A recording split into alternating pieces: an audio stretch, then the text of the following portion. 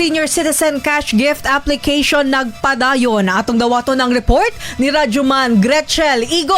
TXDC Radyoman Report.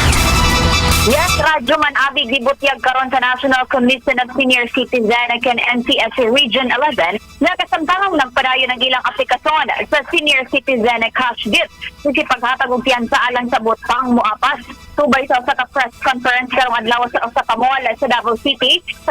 Matod sa saysay ni Gilbert Brian Solesta, NCSC Project Development Officer, alang sa mga nag-edad og 80 years old gikan na Marso hangtod Disyembre tuig 2024 mamahimo pang moapas ang mga gikinahanglang dokumento hangtod Marso 31 tuig 2026. Deklaro sa dili nga dili kini ayuda apan sa kini ka cash gift o regalo nga gihatag sa national government alang sa paghatag og higayon sa mga senior nga malipay isip kabahin sa ilang nahimong serbisyo sa komunidad ingon man wala sa naghatag og balaod ang OSCA sa kung unsa ang mamahimong bukaton sa mga benepisyaryo sa maong pahalipay tungod kini base lamang sa ilang katungod.